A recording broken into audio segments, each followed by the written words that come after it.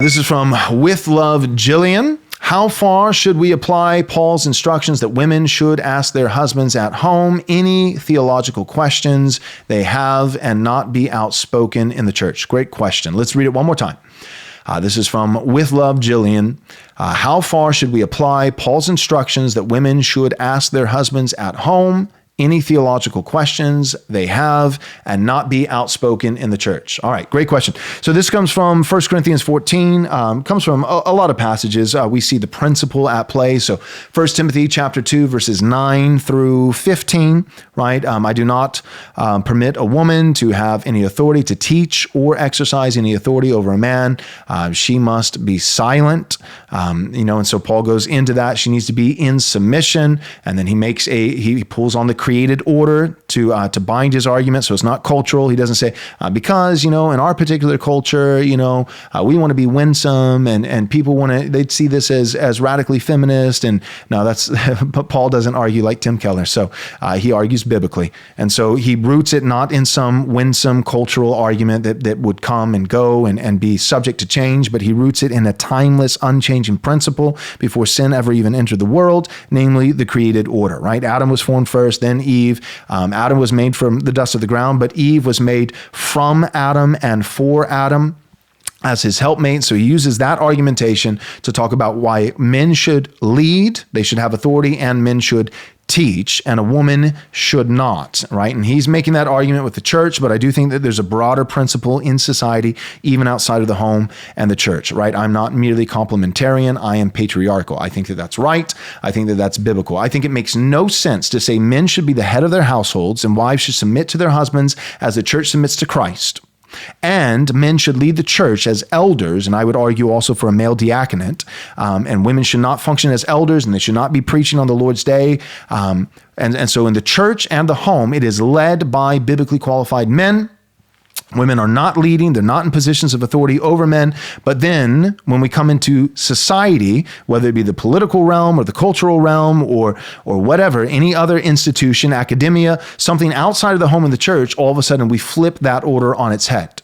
That makes no sense. If men are leading households, right? Because what is a society? Think about that. What is a society but a gathering of households? Societies are made up by households. And you might say, well, not everybody's a part of a household. Not everybody's married. They're single women. Great. They're under their father then. There's no woman who is not underneath the headship of a man, whether it be her father or whether it be her husband, if she's a Christian woman, whether it be her male elders in the church. So women, God has set up his created order in such a way that men lead.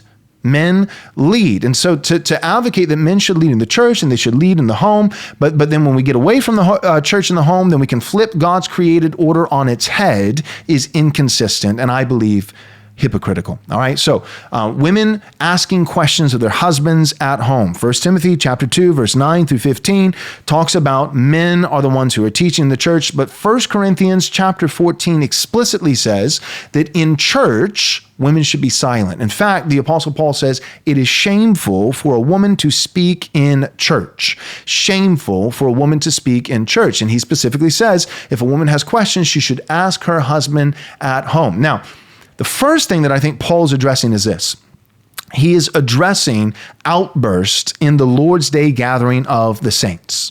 Women should not be objecting or interrupting, and no one for that matter, but especially women should not be objecting or interrupting as a pastor is teaching, as the saints are gathered on the Lord's Day for the administering of the ordinary means of grace, publicly preaching the word, publicly praying the word, publicly singing the word with psalms, hymns, and spiritual songs, and publicly seeing the word, S-E-E-I-N-G, in the only two images that the Lord has instituted, namely baptism and the Lord's Supper, right? These are the ordinary means of grace. The church is committed, the gathered saints, they're committed to gather together, to ecclesia, to assemble together on the Lord's Day the Christian Sabbath, the first day of the week, the day that Christ rose from the dead, for the administering of the ordinary means of grace. And this is a time of order. And this is what Paul is talking about in 1 Corinthians 14, not just in regards to women, but in regards to the gifts of the sign gifts, which I believe has ceased. But in his day, in the church at Corinth, the sign gifts of prophecy and tongues. Paul's whole argument, saying that prophecy is superior to tongues, is because Paul wants order and he wants clarity. He wants order and clarity. He wants whoever is speaking to do so intelligibly. And he talks about, even with prophecy, he says, at most 2 or 3 should prophesy. And he's not saying 2 or 3 prophesy at the same time.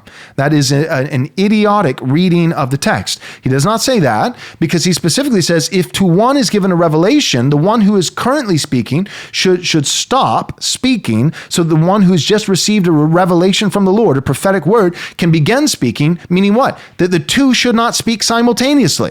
One is speaking, they stop so that the other can speak, so that only one person speaks at a time. Why? So that it is intelligible, so that it is clear, so that it is done in order. And then he says 2 or 3 should prophesy, and we know he's not talking about simultaneously because he's already addressed that. So what he's talking about by way of implication is that 2 or 3 should prophesy at most throughout an entire gathering, throughout a service where the church is gathered together. 2 or 3 men, because he later talks about women, how it's shameful for a woman to speak in church. So what we can assume is this: biblically qualified men should speak in church one at a time, and only 2 or 3 at most, so that everything can be done with clarity and order. God is a God of order. So the first thing that Paul is saying when he says it's shameful for a woman to speak at church, and he encourages and commands women to ask their husbands if they have any questions at home, is he is setting up barriers against interruptions in the Lord's Day gathering. Do not object and do not interrupt. And no one should be doing that because of what Paul says earlier about how one should speak at a time. No one objects, no one interrupts, but especially women. It is especially shameful for a woman who has not been given the assignment and the ministry by God to lead or to exercise authority over men or to teach men. Again, that's cross-referencing back to 1 Timothy chapter 2. It is especially shameful, therefore, for a woman to interrupt and to speak in church. All right, now, asking their husbands at home, the way that I'm answering the question is this: I think that it's appropriate for a woman to ask a question of her pastor, to ask a question of her male pastor, who is not her husband, outside of the Lord's Day gathering. Not interrupting, not objecting, not in the middle of a service, not causing a scene, not an outburst, but to reach out with her husband's permission, not against her husband, not being divisive, not undercutting his authority, but for her to reach out with her husband to their pastor and to ask him a question. Now, here's the deal, though. This should never be used to turn against her husband. So the only reason that a woman should really be doing this is when she has already asked her husband and he doesn't know the answer. And here's the beauty. At that point, it becomes his question. It's not exclusively her question anymore. It's now his question. And if the man is a godly husband, Doug Wilson says it like this. He says, not every man will be a professional theologian, but every man has the obligation of being a residential theologian. A resident theologian, not a professional. Not all men will be professional theologians, meaning some men will be more theologically inclined than others. Not all men will be professional theologians, but every man should be a resident theologian, meaning he is the pastor of his home. He is the theologian of his family, which means his wife and his children, when they have theological questions, they should go to him and they should know this. My husband, my dad, he will either have the answer or he will be committed diligently to finding the answer. He'll either have the answer or he'll find the answer. So I think that women should certainly not have an outburst and interrupt in the Lord's Day gathering. But even beyond that, I think that women should ask their husbands at home before emailing their pastors.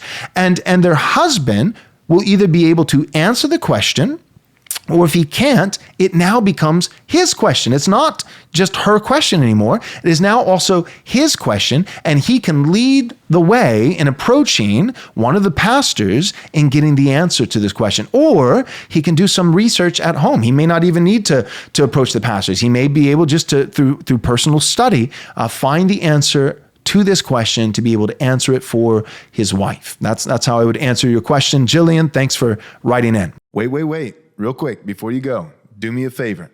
Subscribe to our YouTube channel. Click the bell so you'll be notified with all our new content as it comes out on a daily basis. And if you're willing to support this ministry, you can do so by going to rightresponseministries.com/donate. Thanks so much. God bless.